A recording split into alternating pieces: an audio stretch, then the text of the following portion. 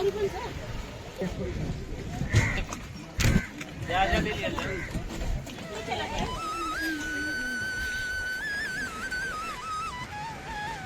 साथीहरू, आज लेक साइड हल्लनचोक पोखरामा है दिउँसोको 4 बजे यस्तो छ अवस्था। यो माछा पालन छ यहाँ हैन। टुरिस्टहरू सबै इन्डियन छ। अहिले फेवातालमा चाहिँ छाल आइरहेको छ, हल्का हावा चलेको अवस्था छ भने।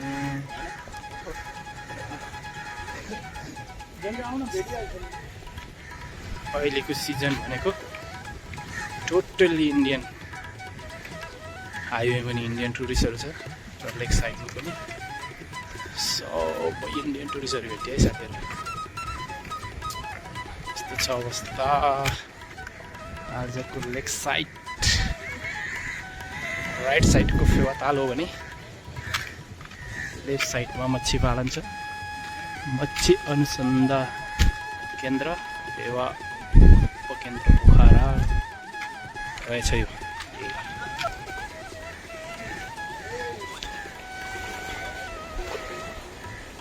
पानी पर्ला पर्ला जस्तो छ आज फेवातालमा। हावा चलिरहेको छ, हल्का छाल फेवातालमा छाल हानिरहेको छ है साथीहरू। चराचुरुङ्गीहरू रमाइरहेको छ हावाको बेगसँगै। कौवा उडिरहेछ,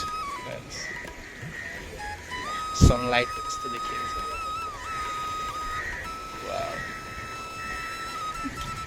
कौवा कराइरहेछ।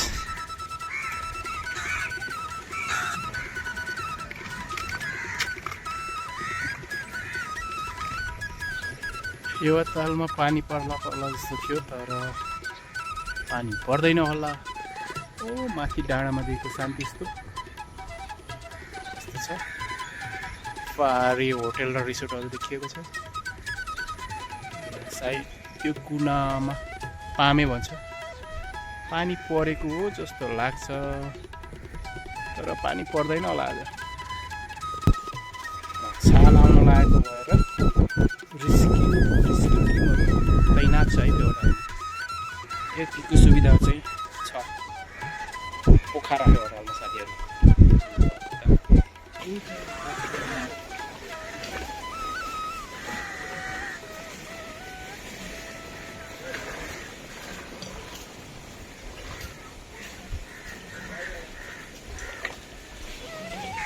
त्यो माथि देखिएको चाहिँ सरङकोट हो र अहिले सरङकोटमा केबल कारको सुविधा छ।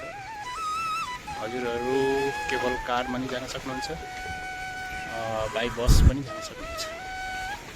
अहिले यस्तो छ सरङकोटको अवस्था। मौसम यस्तो भयो भने खुब रमाइलो लाग्छ। हेर्नुहोस् सनलाइट फेवातालमा पानी मोती झैँ चम्केको छ र पानीको त्यो कुनामा पानी परेको हो। के हो ठाउँमा नसकिन है साथीहरूमा।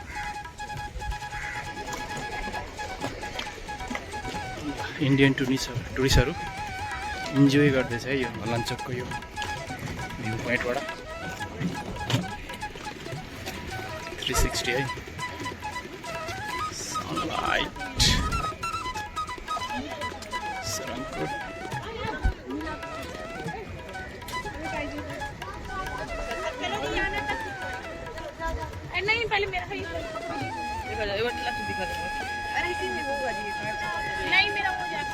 रेस्क्यू टिम पुरा रेडी अवस्थामा छ।